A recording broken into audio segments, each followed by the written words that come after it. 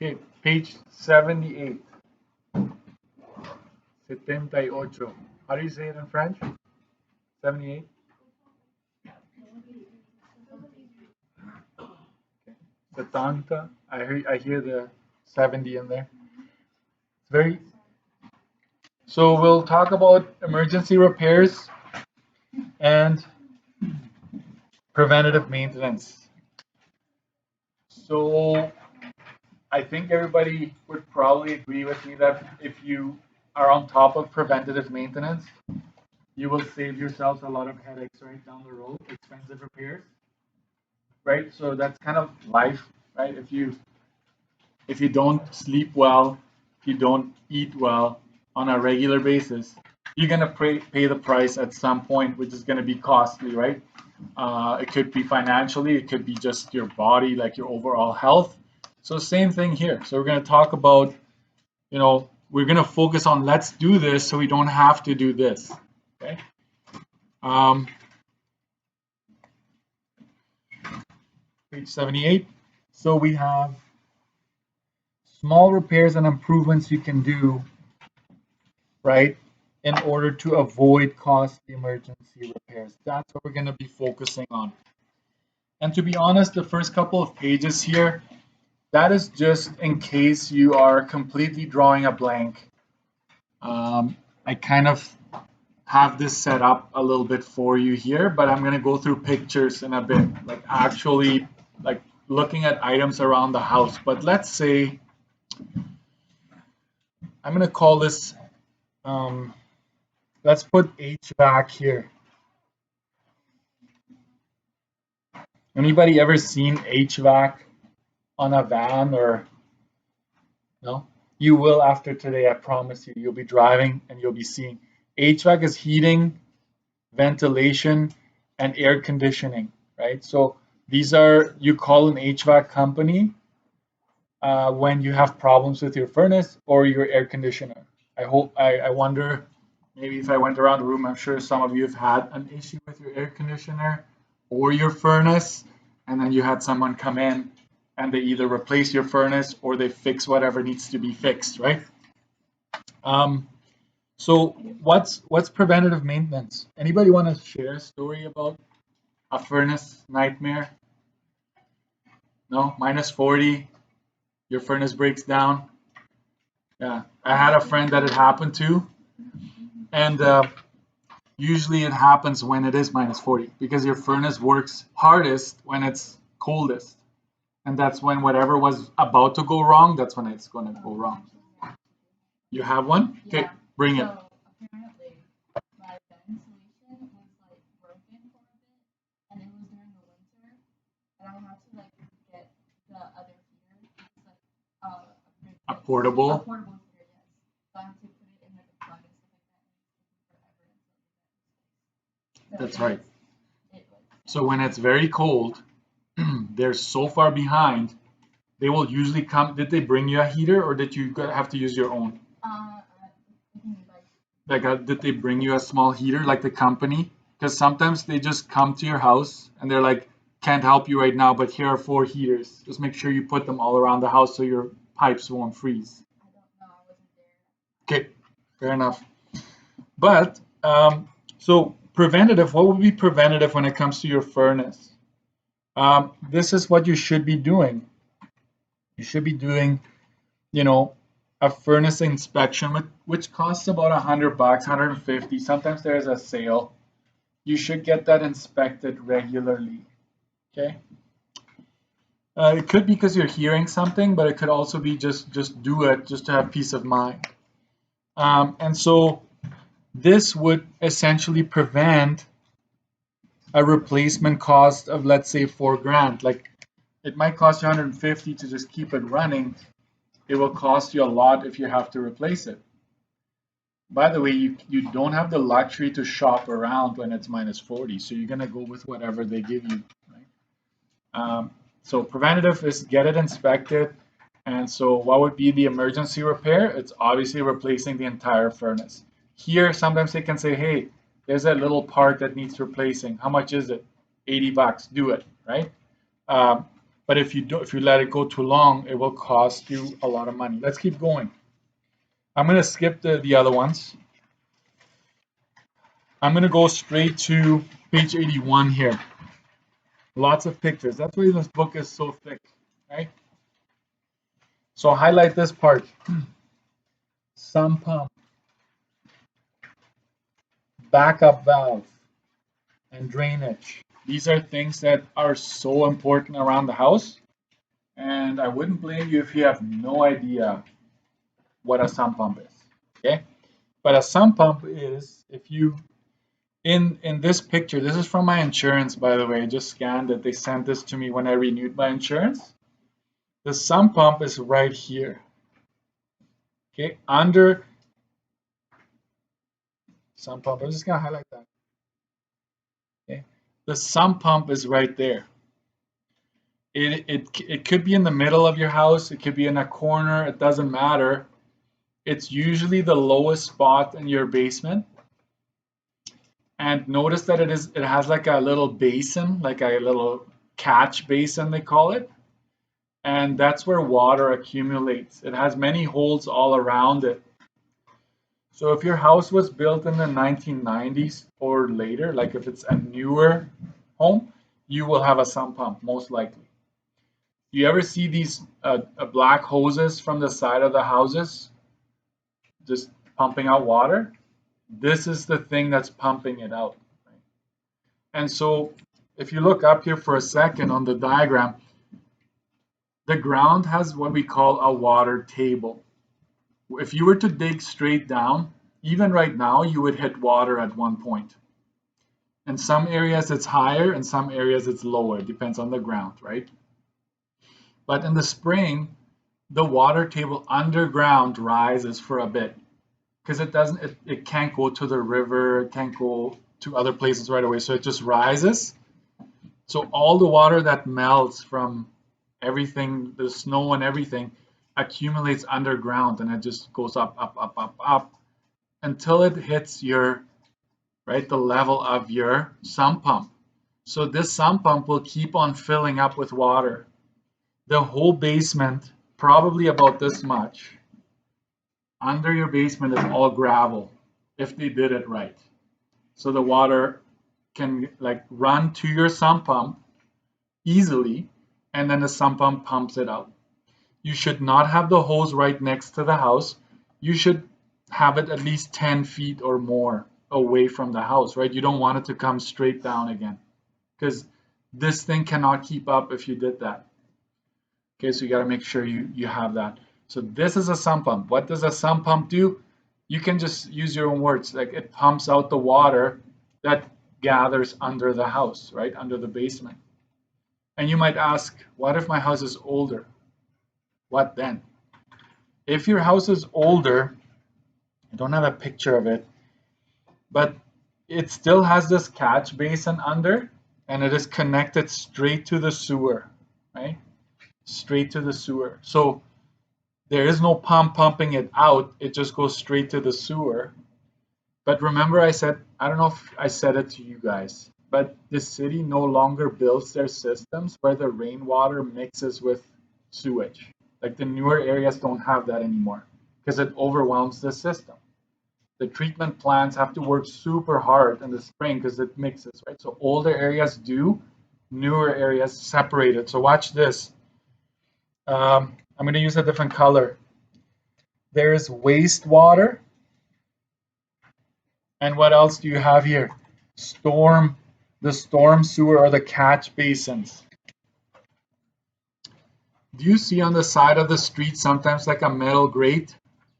On the side when it rains, the water runs into it. It collects it here and it goes into like these little ponds you see all over the place and then ultimately river. Okay? The sewer, this one where everything goes when you flush your toilet, that goes to the treatment plant, right? And so the treatment plant takes care of all the not so good stuff. Did you know that this is a fact? The treatment plant, all the sewage comes in there and they separate the solids from the liquid. And the solid part, they like literally like, there's a machine that scoops it out and they just take it to the landfill. That doesn't go to the river. Only the water, the liquid, they treat it with bacteria until they deem it safe, and then it gets into the river again. So, fun fact for you. Now, come with me down to the bottom here. I give you some more pictures of sump pumps, right? There's this one. I bet you some of you will recognize this picture right here. That's what you probably see when you go to your basement. Sometimes it's under the stairs. Sometimes, like, you have to find it, okay? So this is what it looks like. It usually has a lid on it, but you can open it and peek in if you want, okay? But this is the important thing here. Highlight this bottom part. You should test the pump every spring. How can you test it? You pour like a bucket of water. You can pour it right into this basin here, okay? You pour it in there, and when it's full enough, the pump is going to automatically go boom. You're going to hear it pump, and then you know it's working, so you're good, okay? If it doesn't work, you might be in trouble. Water will come in through the floor of your basement, right? I will show you on the next picture what you should be checking for. Come with me. Page 82 if you're following. There is something called the float. Do you see it? It's right here. Highlight float. And there's one right here. Highlight float. Okay.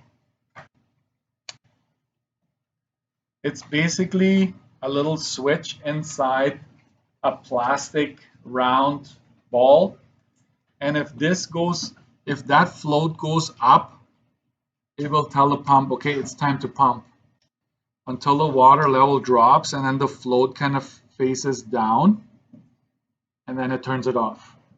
And then it goes back up. Oh, turn it on, turn it off. So it has a little mechanism inside that senses it's time to turn it on or off, which is kind of smart, right? But these things are known to crack and to fill with water. Not right away, like it takes years, but if this float is broken, you need to replace it. And if you don't know how to do it, get someone to do it, right? If you don't hear your pump turning on when you put water in it, there's a problem. You need to get it fixed ASAP. It doesn't cost much, but you just need to make sure you replace it. So you're like, okay, you talked a lot. What's happening here? How is this preventative maintenance? The prevention part would be for you to check every spring or a couple of times a year whether or not this works. That would be the preventative maintenance part. The emergency repair, what would happen if you don't check it and this thing doesn't turn on? What happens to your basement? It floods, costing thousands of dollars of damage, right? So there's the emergency part to it, like where it's costly emergency repairs. So you need to kind of use your own words. I'm okay with you using your own words. You don't have to use the fancy words I have here, okay? But the province wants you to know where did you take the course, okay? Another one, window wells. I'm sure some of you recognize the window wells right here, right? This little, like a sheet metal around your basement windows. Some houses have it, some don't. It depends on the level of your house. Some houses are above level, so you don't have that, but some are under. The windows are kind of like underground. And so what do you need to check there? What's the preventative maintenance here? What do you think you should do winter time? When it snows, right? You should probably be clearing it, right? Right on, right on. So preventative, right? Clear snow or debris. Right?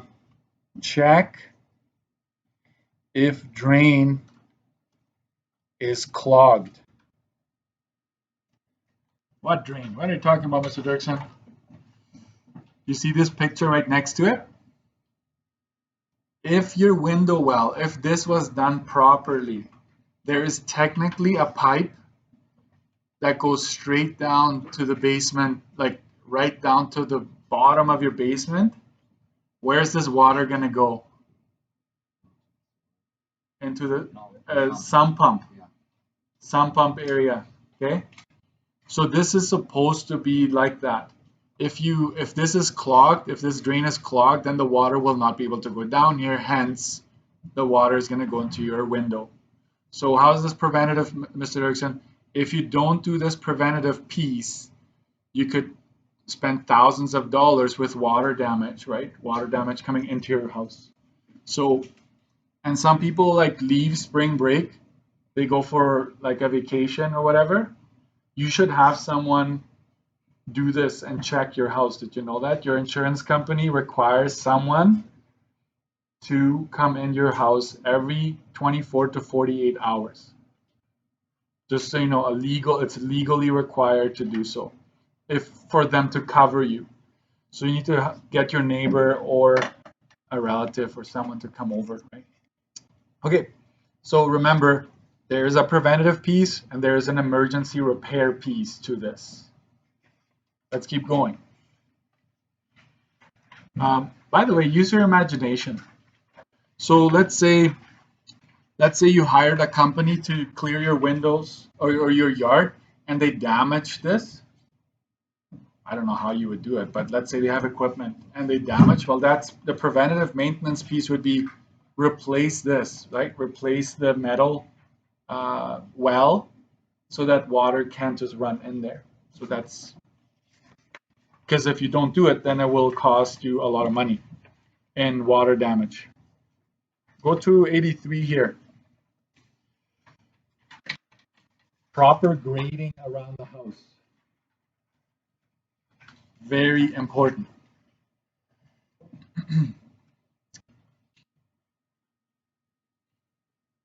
If you don't have proper grading, meaning the ground next to your basement should be going slowly sloping away from the house, right? Because if you don't, right, the water is going to go straight down to your basement. You don't want that. You don't want that. That's not good. Okay. So what do you want to do instead is extend it. Extend downspout. Do I have that word here somewhere? Yeah, it is right here. Sorry, the downspout is right here. So you want to make sure this is far away from the home so that the water coming down from your roof is away. It's running away from the house. You don't want water because water always wins, guys. If you let water sit here for a long time, eventually it's going to find a way in. Okay, so you don't want to mess with water. Okay. So what will I say here? Inspect downspout, extend if needed, extend downspout if needed. Why would you want to inspect the downspout? Why don't you just put it down and just leave it? Well, if you're like me, my kids, they run around the house all the time. They bump into it, they ripped it right out. One of the downspouts was right out. They're kids, right? Or worse yet, they step on it, right? And so now it's all crushed. The water can't go anywhere, right? So it's a very easy fix, but you need to inspect it, right? So this is preventative. So what's the expensive emergency repair? The water potentially running down the basement and flooding your basement, right? So that causes water damage, yada, yada, yada, right? Here's a fun fact that you can try at home. If you take a 10-foot board and you put it right against the base of your house and you extend it and you have a level. Do you know what a level is? Has a little green window with a bubble in it. And when it's right in the center, it's this whole thing is straight, it's horizontal. You should be able to measure 6 inches off the ground at the furthest point. Then you know you have a proper incline away from the home. I dare you to do it after school. And you decide.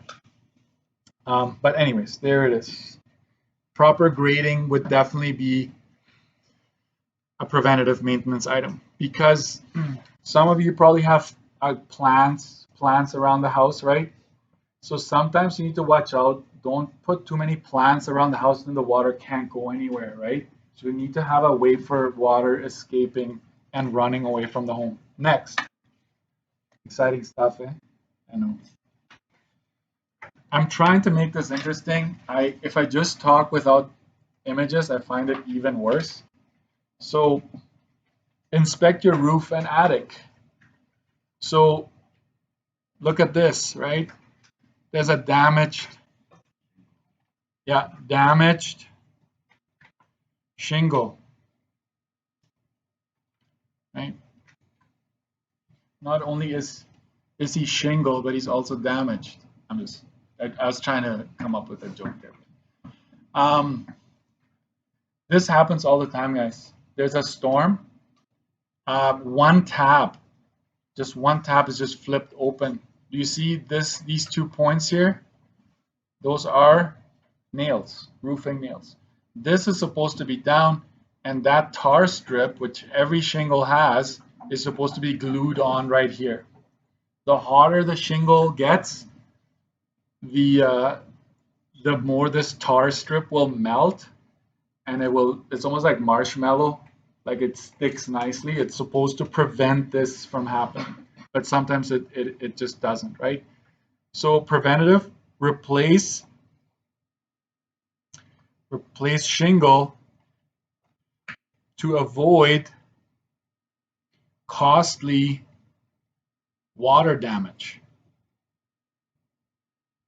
So to be honest, this roof does not need to be replaced.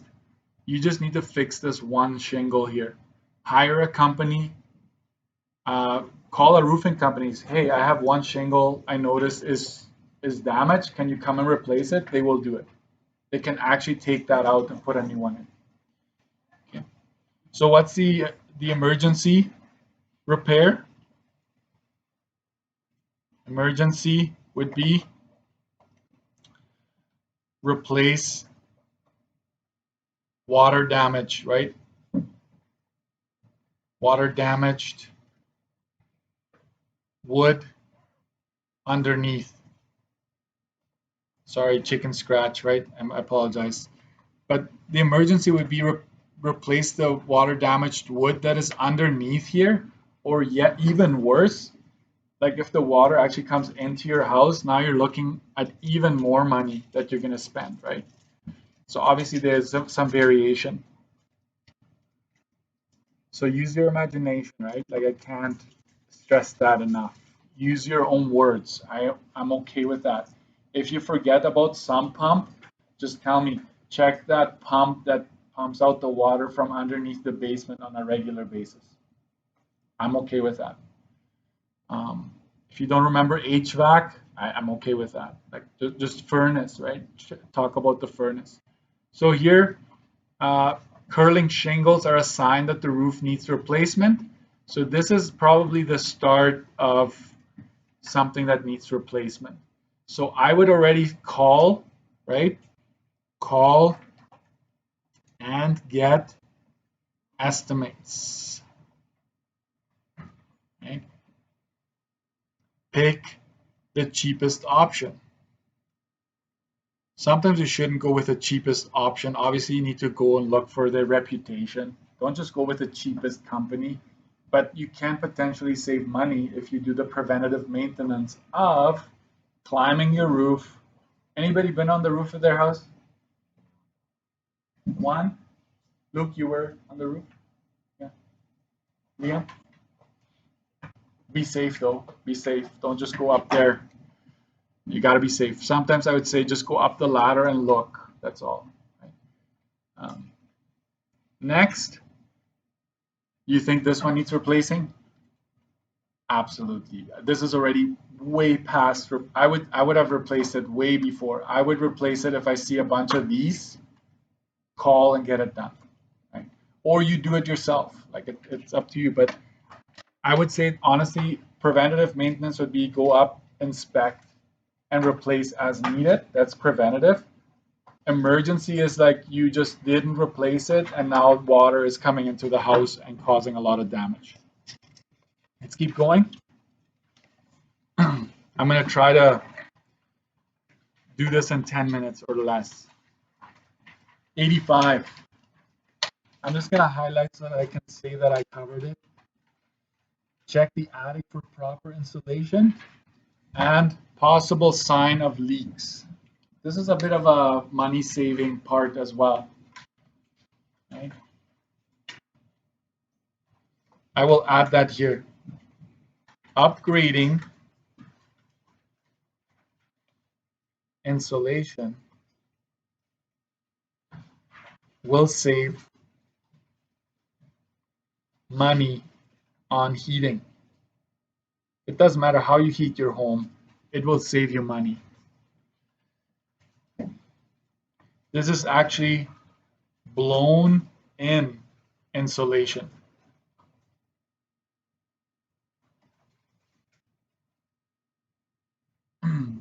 This is what your attic looks like, unless you have one of those houses that actually made a room out of your attic. And in which case you probably wouldn't have this kind of insulation in there. Most older houses, and by older I mean like 2000, built in 2000 or like further back in the past, don't have proper insulation up there. And it probably costs you like lots of money that you're losing on heat. Okay, so you want to upgrade that. Here's another one. That's what my attic looks like. So quick tip, I just went to Rona. They rent you a machine. You just need to be up there and it's super hot. It's super hot in the page 85 right now. Super hot up there, so don't do it in the summer. I would do it like fall, spring. And so my wife was feeding the machine down there with insulation, and I just have a pipe with a remote, and I just topped it up like this much. So it saves you money, and it keeps your house nice and warm or cool, depending on what season. Next.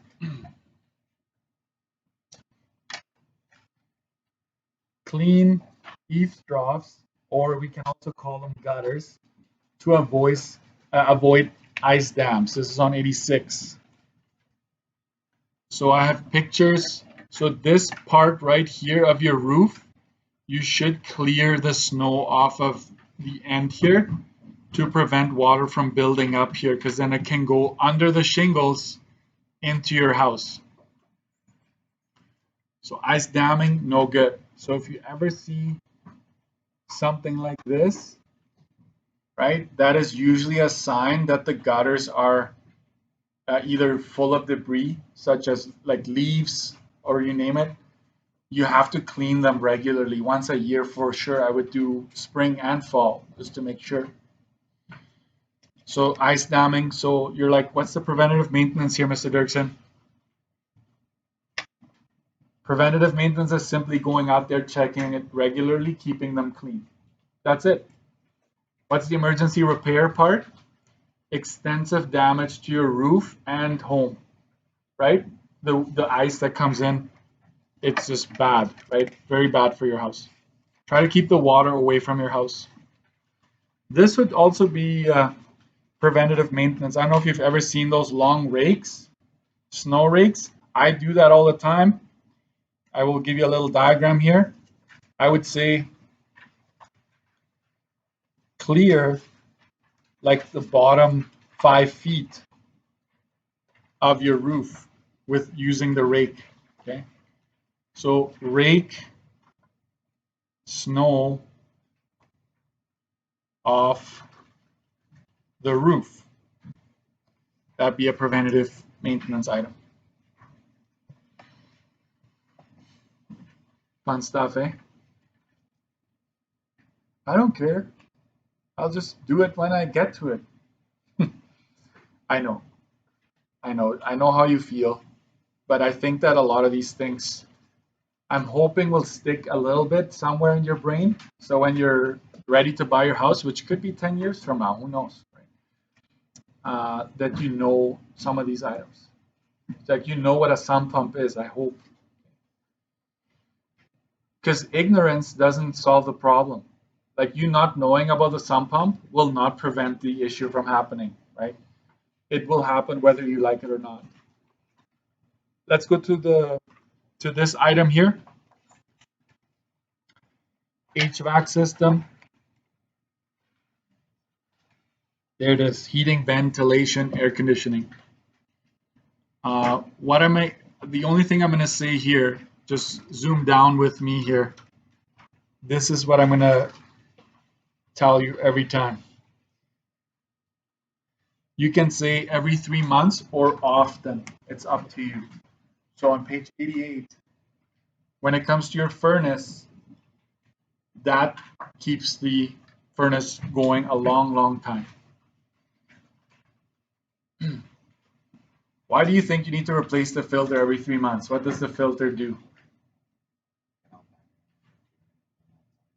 Gets the bacteria and dirt. What were you going to say, Faith? Same thing. The dust, right?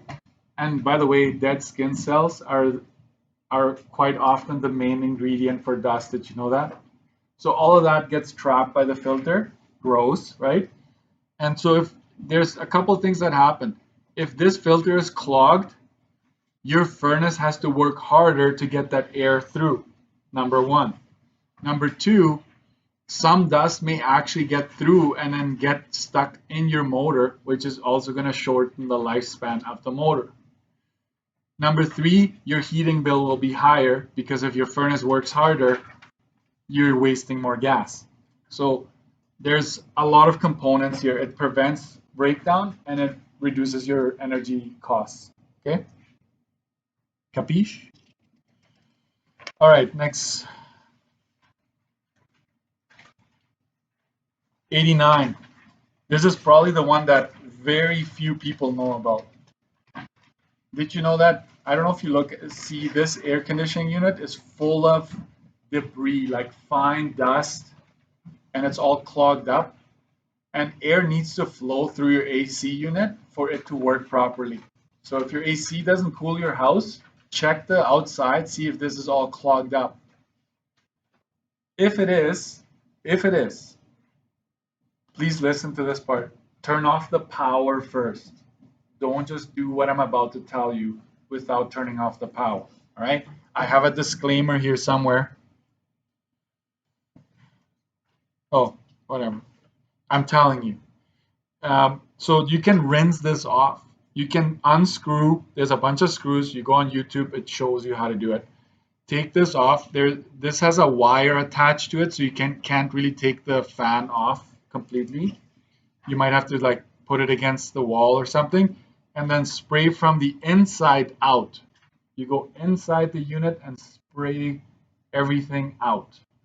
And if you go to YouTube, they will recommend this spray, which is like a foam, which kind of loosens all of that debris and it makes it even better, the cleaning process. Canadian Tire, by the way, if you want it. So this is something very few people do. And two things.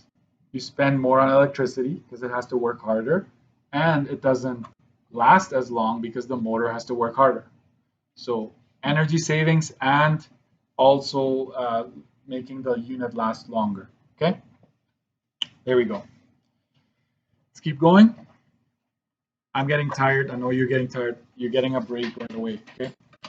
Hot water tank. This is probably, yeah, this is the last thing that I'm going to talk about in terms of maintenance. Hot water tank, I would say regular checking the bottom of the tank. Why do you think you should check the bottom of the tank? I'm not gonna make fun of you if you get it completely wrong.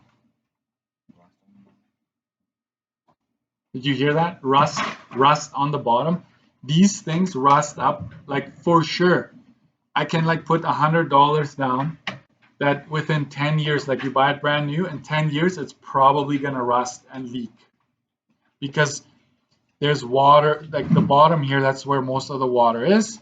And the heat combined with it causes corrosion, and then you have leaks. So what should you be doing? Inspecting it.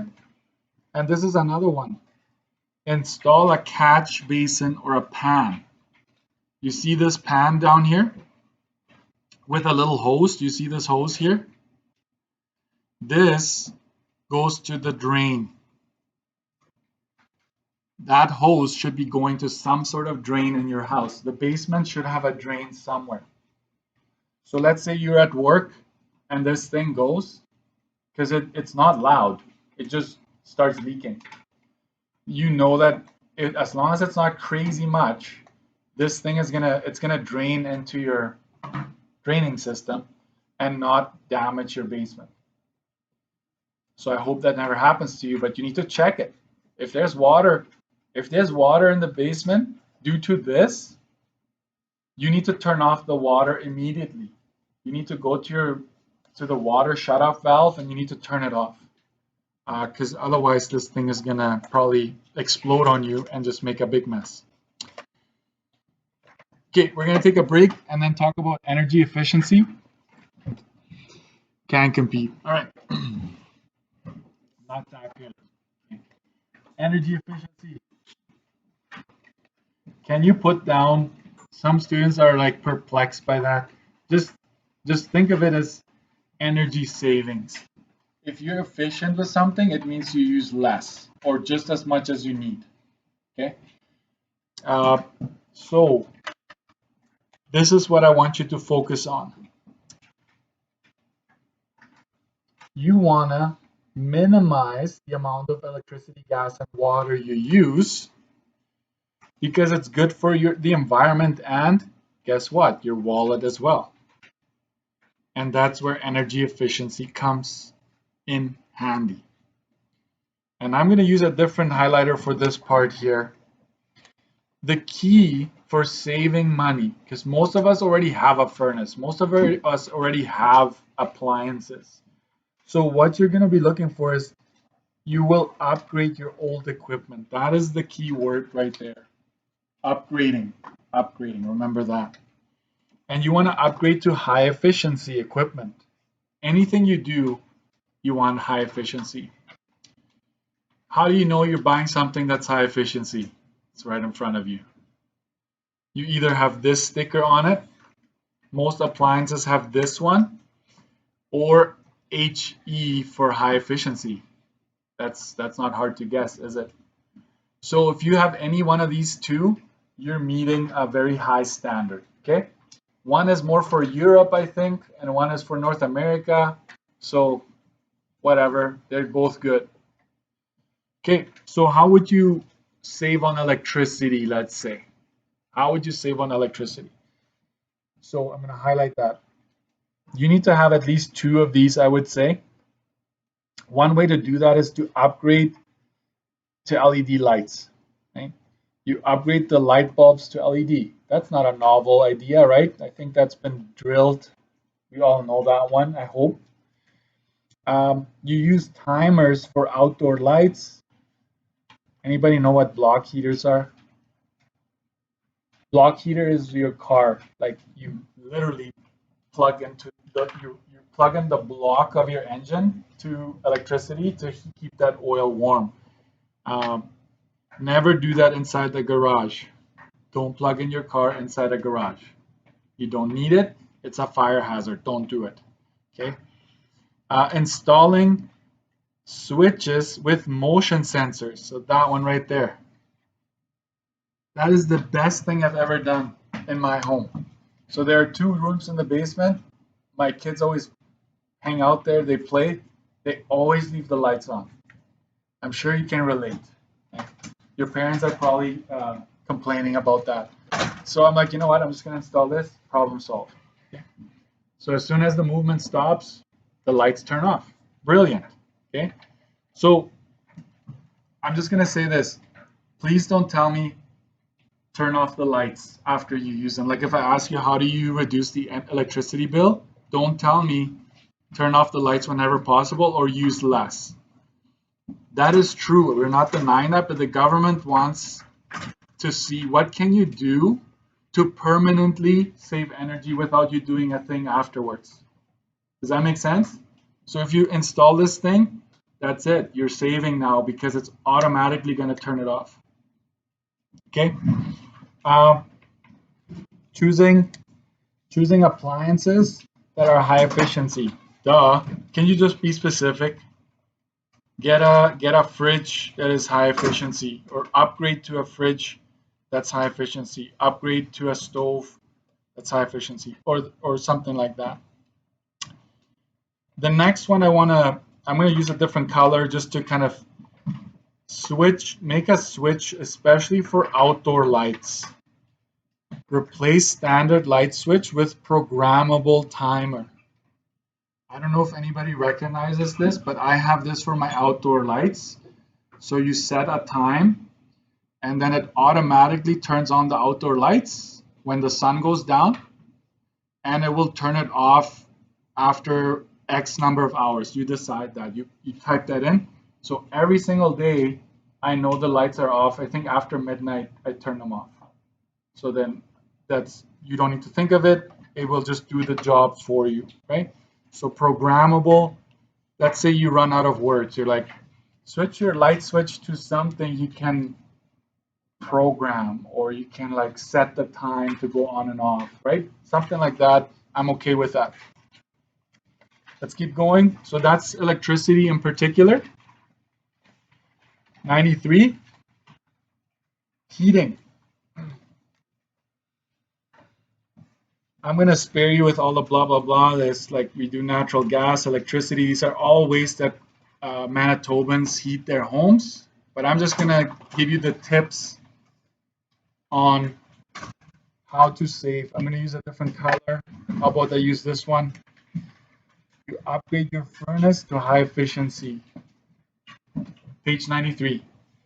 Upgrade the insulation in the attic, the walls, the basement. Upgrade windows to triple pane.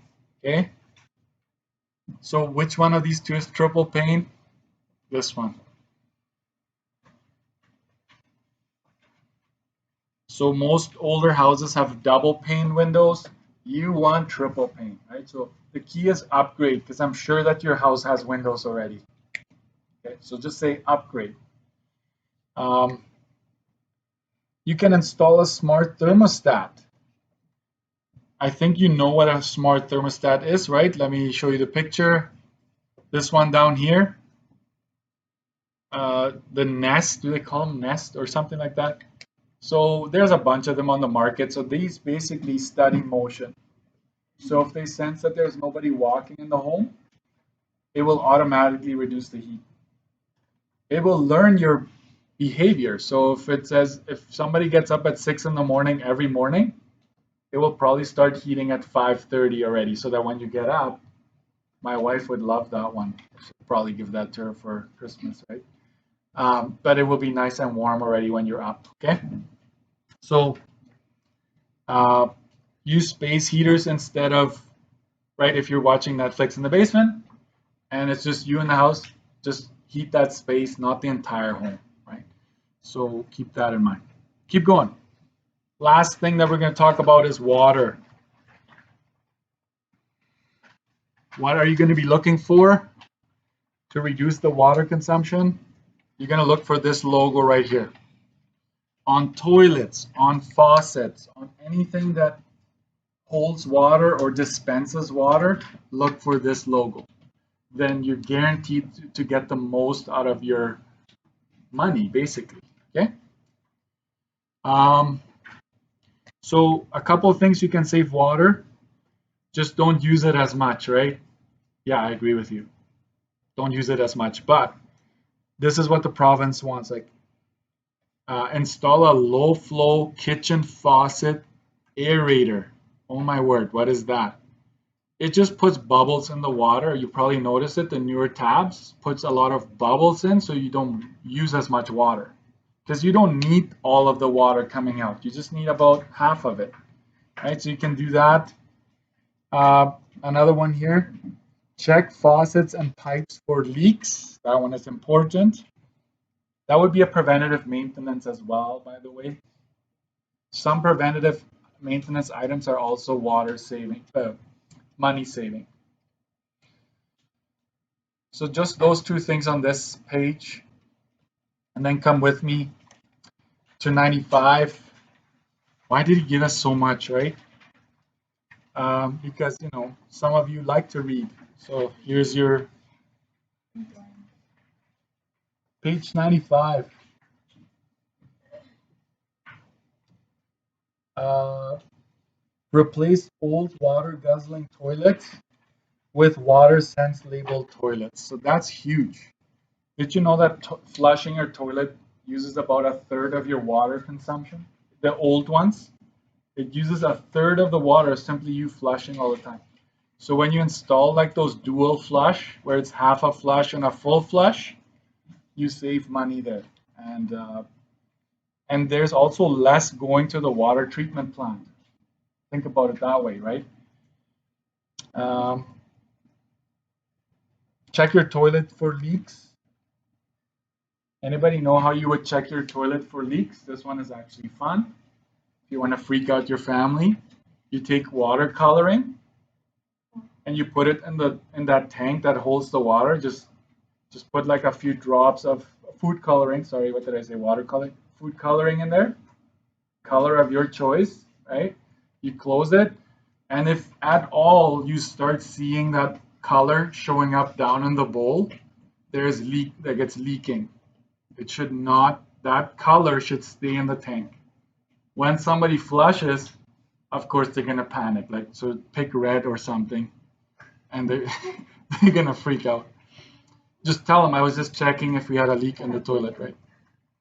So that's a good one. Um, I'm just going to stop there because there's tons of ways to save on water, but I'm just going to leave it there for now, okay? So stop there.